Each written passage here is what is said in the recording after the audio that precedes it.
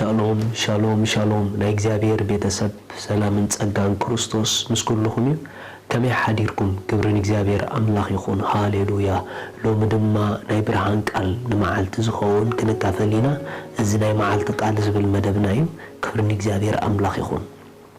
ሃሌሉያ ስለዚ ሎሚ ንካፈሎ ቃል ለውጢ ካብ ውሽጢ ዝብል ሃሌሉያ ለውጢ ካብ ውሽጢ እዩ ክብርን እግዚአብሔር አምላኽ ይኹን ክርስቲያን አብይወቱ ዋና ክርድኦ ዘሎ ለውጢ ካብ ውሽጢ ምዃኑ እዩ ኢየሱስ ስሙ ይባረኽ መጽሐፍ ቅዱስ ዘፍጥረት ምዕራፍ 2 ጥቅስ 6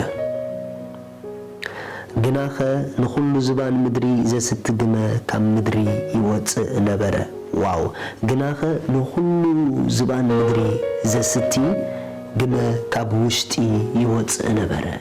ምድሪ ንብዘሎ ዝባና ንብዘሎ ምድሪ ዘስቲ ግመ ካብ ውሽጢ ይወፅእ ነበረ በኻላ አዘራርባ ምድሪ በተኻብ ውሽጣ ዝወፅእ ዝነበረ ግመ እንደገና ብኡ ድማ ንሳ ትሰቲ ነይራ ዘስትያ ምንጪ ካብ ውሽጣ ይወፅእ ነይሩ ምድሪ እንድሕር አስተውዒልኩሞ ሃብታ ኣብ ውሽጣ እዩ ዘሎ ማዕድና ኣብ ውሽጣ እዩ ዘሎ ዘርአ ኣብ ውሽጣ እዩ ዘሎ ኩሉ ካብ ውሽጣ ተገሊጹ እዩ ንምድሪ ዘዕንበባን ዘጸብቃን ናይ ምድሪ ክብረት ኣብ ውሽጢ ምድሪ እዩ ዘሎ ሃብቲ ምድሪ ኣብ ውሽጢ ምድሪ እዩ ዘሎ ማዕድን ምድሪ ኣብ ውሽጢ ምድሪ እዩ ዘሎ ኩሉ ካብ ውሽጣ እዩ ዝወፅእ በኻላ አዘራርባ ምድሪ ሃብታ ኣብ ውሽጢ ሒዛቶ ዘላ ስለዚ ንብዘሎ ዝባን ምድሪ ድማ ዘስቲ ካብ ውሽጢ ምድሪ ይወፅእ ነበረ ኢሉ ዘርኢ እንድሕሪእኩሞ ኣብ ምድሪ ምስተዘርአ ሃብቱ ንደገ ገሊጹ ነታ ምድሪ እዩ ዘጸብቓ ዕምበባታት እንድሕሪእኩሞ ንምድሪ መልክዕን ውቃበን እዮም ዝብዋ ግን ካበይ እዮም ዝወፁ ተይልኩም ካብ ውሽጢ እዮም ዝወፁ ስለዚ አጸበቂኣ ካብ ውሽጣ እዩ ዝወፅእ አድማዒኣ ካብ ውሽጣ እዩ ዝወፅእ አልማዒኣ ካብ ውሽጣ እዩ ዝወፅእ እቲ ዝገርመኩም ነገር ናይ ክርስትና ጉዕዞና ልክዕ ምዝ ናይ ምድሪ ዝተተሓሓዘ እዩ እቲ ምንታይሲ ክርስቲያን ሃብቱ ኣብ ውሽጢ እዩ ዘሎ ብልኣቱ ኣብ ውሽጢ እዩ ዘሎ ልክዕ ከምቲ ምድሪ ካብ ውሽጣ ዝወፅእ ግመ ንዝባን ኩሉ ምድሪ ዘስትዮ ዝነበረ ክርስቲያን ድማ ካብ ውሽጡ ዝውሕዝ ፈሳሲ እዩ ንብዘሎ ደጋዊ ህይወቱ ዘጸብቆ በኻልእ አዘራርባ አጸባቂኺ ኣብ ውሽጢኺ እዩ ዘሎ አጸባቂኻ ኣብ ውሽጢኻ እዩ ዘሎ ናብ ዝቕጽል ክብሪ ዘሳግረካ ክብሪ ኣብ ውሽጢኻ እዩ ዘሎ ናብ ዝቕጽል ምልአት ዘሳግረካ ምልአት ኣብ ውሽጢኻ እዩ ዘሎ ብዙሕ ግዜ ክርስቲያናት እንገብሮ ጌጋ ለውጢ ካብ ደገ ስለንጽበ እዩ ኖ ለውጢ ደገ ይኮነን ዘሎ ለዋጢ ኣብ ውሽጢ እዩ ዘሎ ለውጢ ካብ ውሽጢ እዩ ዝጽበ ትክክለኛ ናይ ክርስትና ለውጢ እንታይ እንድሕሪልኩምኒ እቲ ብክርስቶስ ዝተወለደ ሓድሽ ፍጥረት እሱ ካብ ውሽጢ ንደገ ክግለጽ ከሎ ሽዑ ለውጢ ኣብ ህይወትና ዝረአ ኢየሱስ ንዘለዓለም ጎይታ እዩ መጽሐፍ ቅዱስ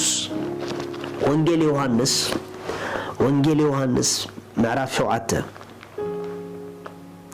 ካብ ጥቕሲ 37 በታ ዳሕረወይቲ ዓባይ መዓልቲ በዓል ኢየሱስ ደው ኢሉ ጨደረ በለውን ዝጸመአ እንተሎ ናባይ ይምጻእ እሞ ይስተ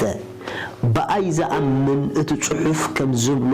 ካብ ከብዱ ሩባታት ማይ ህይወት ክውሕዝ እዩ ካብ ከብዱ ሩባታት ማይ ህይወት ክውሕዝ እዩ ኢየሱስ ገና ስለ ዘይከበረ መንፈስ ቅዱስ ኣይወረደን ነበረ እሞ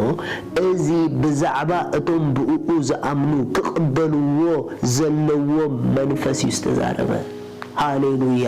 እዚ ብዛዕባቶም ብኡ ዝኣምኑ ከቕበልዎ ዘለዎም መንፈስ እዩ ዝተዛረበ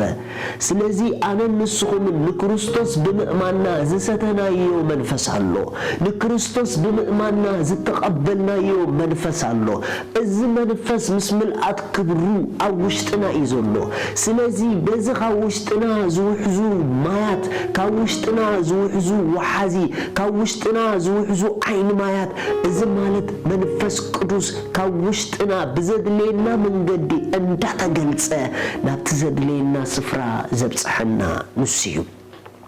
ስለዚህ እቶም በአይ ዝኣምኑ ካብ ውሽጦም ሩባታት ማይ ህይወት ይሉ ሩባ ኣይኮነን ይሉ ሩባታት ይሉ ኣብ ውሽጥና ዝተፈላለየ መልአትን ክብርን ዘለዎም ሩባታት ኣለዉ ኣብ ውሽጥና ናብ ዝተፈላለየ ዳይሜንሽን ዘውፁና ሩባታት ኣለዉ ስለዚህ እዞም ሩባታት ክግለጹ ከለዉ ንህይወትና ናብ ዘገርም ዳይሜንሽን እዮም ዘሳግሩዋ ብራዘር እዞም ሩባታት ካብ ውሽጥኻ ክፈሱ ትደሊ እንድሕር ኮንካ መጀመርታ ሩባታት ኣባኻ ከም ዘለዉ ሕሰብ መጀመርታ ለውጥኻ ካብዞም ሩባታት ክውሕዙ ከለዉ ምዃኑ እመን ለይትን መዓልትን ኣእምሮኻ ካብ ደገ ኣውፂኻ ንውሽጥኻ ንዮ ለውጠይ ካብ ውሽጢ ይበል ምዕንባበይ ካብ ውሽጢ ይበል ምትስአይ ካብ ውሽጢ ይበል በቲ ኻባይ ዝወፅእ ሓይሊ ብኡየ ዝብርትዕ በቲ ኻባይ ዝወፅእ ሓይሊ ብኡየ ዝትስእ በቲ ኻባይ ዝወፅእ ሓይሊ በቲ ኻባይ ዝወፅእ መንፈስ በቲ ኻባይ ዝወፅእ ሩባታት በቲ ኻባይ ዝወፅእ ፈሳሲ ህይወተይን ህይወት ብዙሓን ብኡየ ዝጠጥዕ በል ብራዘር ሓፍተይ ሎማ ሓደ ብስራት ክነግረኩም ደስ ይበልኩም ኣብዝኣተኹም እተው ለዋጢኹም ኣብ ውሽጥኹም እዩ ኣብዝኣተኺ እተዊ ለዋጢኺ ኣብ ውሽጥኺ እዩ እንታይ ይኽሎም እትደሊ ዘለኺ ተስፋ ሓይሊ ብርትዐ whatever it is እትደልዮ ዘበለ ኩሉ ኣብ ውሽጥኺ እዩ ዘሎ በዚ መዓልቲ እዚ ሓደ ሰብ ይኣውጅ ኣብ ውሽጠይ ሩባታት ማይ ህይወት ኣሎ ኣነ በቲ ካብ ውሽጠይ ዝፈስስ ፈሳሲ ብኡየ ዝነብር ይበል